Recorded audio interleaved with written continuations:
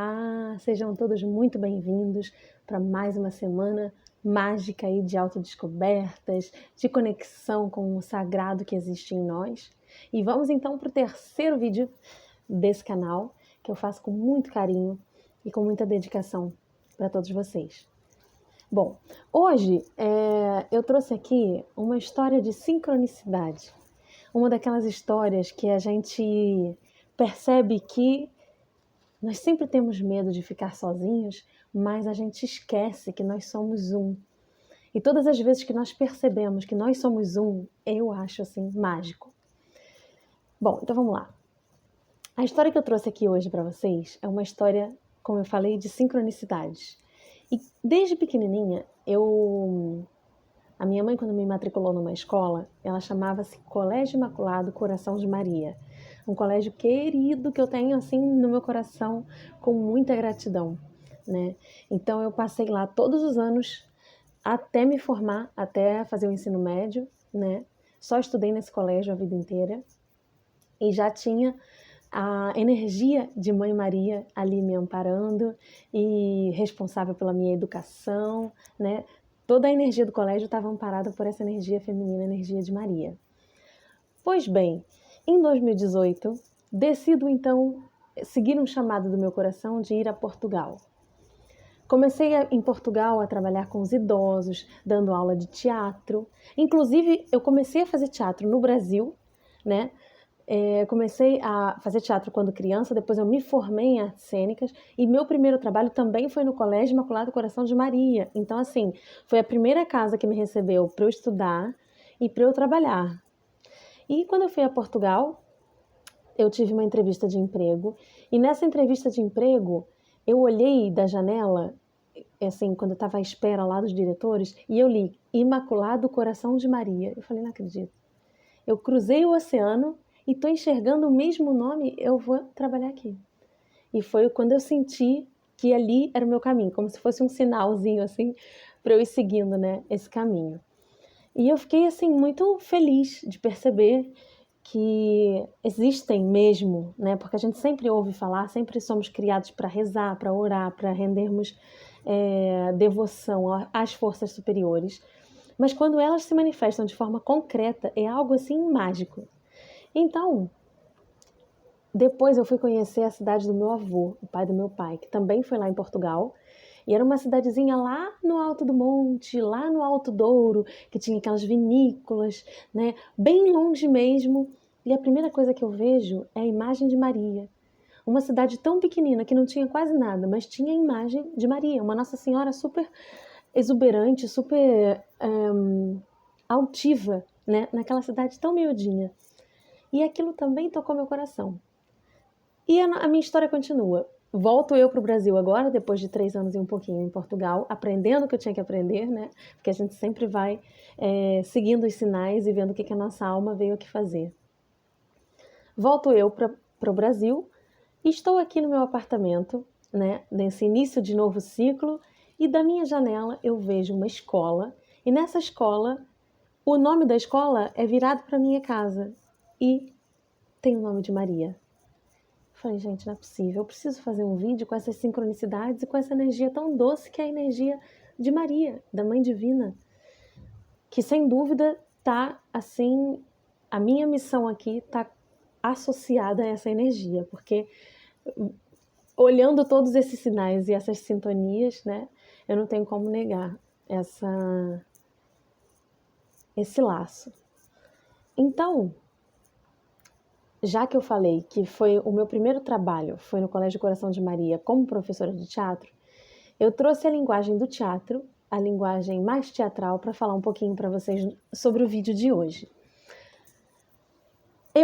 Quando eu era pequena, eu sempre tive uma energia muito solar. Eu sempre fui aquela criança que sabia o que queria, que não tinha medo de arriscar as minhas ideias, gostava de escrever, de criar, de dançar, fazia coreografias, as menininhas queriam me imitar e eu confiava no meu taco, sabe? Era engraçado, até hoje eu vejo alguns pedaços de vídeo e tudo e eu acho graça, assim, acho engraçado mesmo. Sempre fui sagitariana, né? Sagitariana dupla com Sol em Sagitário, ascendente em Sagitário. Então sempre tive essa força solar, ativa, corajosa. Porque assim, gente, dentro de nós temos duas forças, né? Muito fortes. Forças fortes, claro. Então, essas forças são solar e lunar.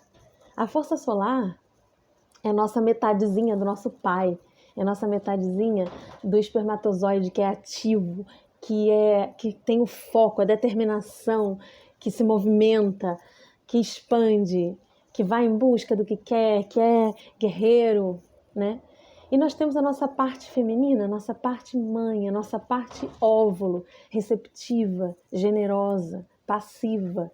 Então essas duas forças, não existe a força masculina nos homens e a força feminina nas mulheres, não. Essas duas forças são nossas.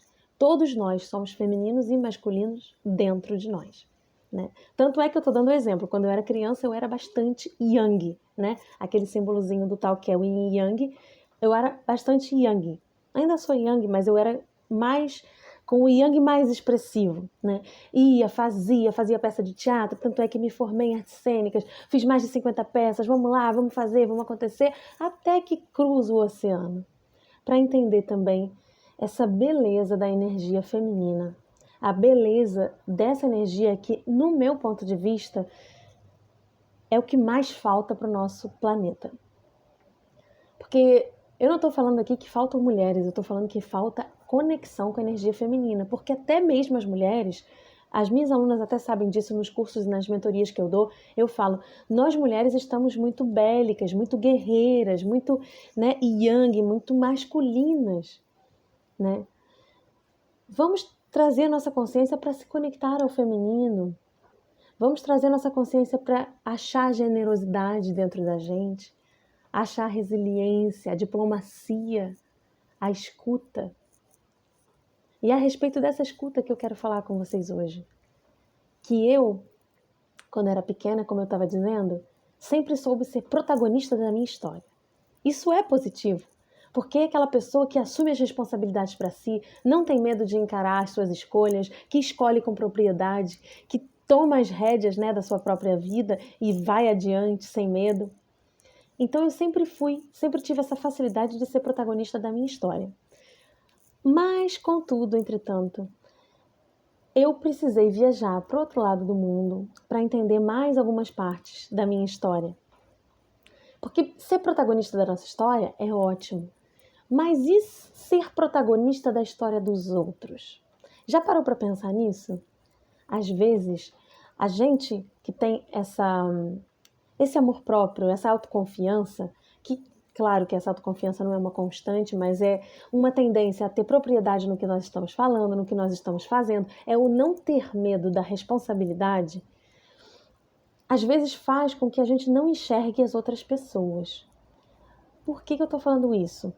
Porque justamente a proposta do vídeo de hoje é que nós nos conectemos com a energia da Mãe Divina que há em nós, com a energia da generosidade, com a energia que nos coloca à disposição do outro também. E essa disposição do outro, ela depende da nossa disposição de sermos coadjuvantes na vida do outro. Não há nenhum problema em ser protagonista da nossa própria história. Entretanto, quando é a história do outro, vamos ser coadjuvantes, vamos aprender a ser coadjuvantes.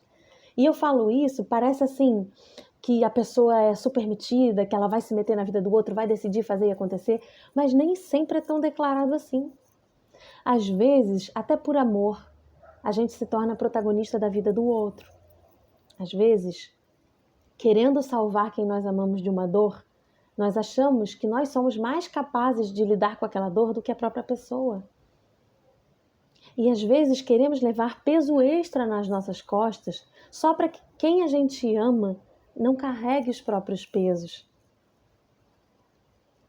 Então, isso é o quê? É não saber ser coadjuvante na vida do outro.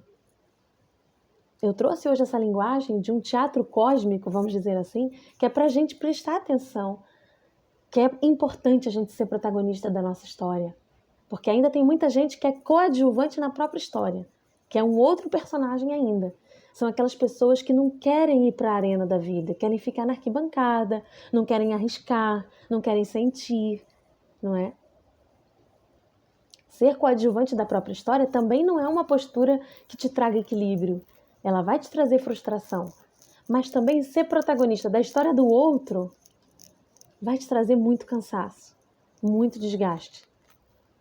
E se você for muitas vezes protagonista da história do outro, você acaba sem força para protagonizar a sua história. Então vamos honrar o outro.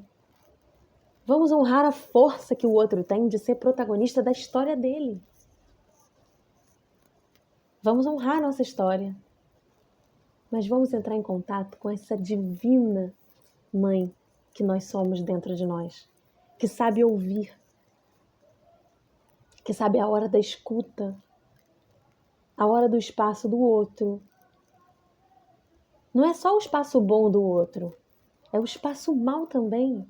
O outro tem as dores dele, que só ele pode carregar. Vamos respeitar a força dele de lidar com aquilo.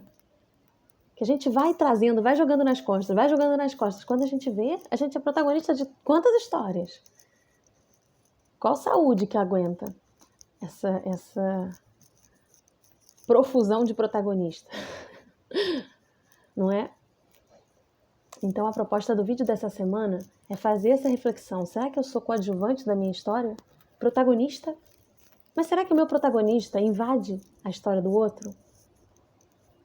Então eu desejo muita conexão com a energia de Maria, que nos ensina a sermos coadjuvantes na vida dos outros quando nós queremos realmente ajudá-los. Até a próxima.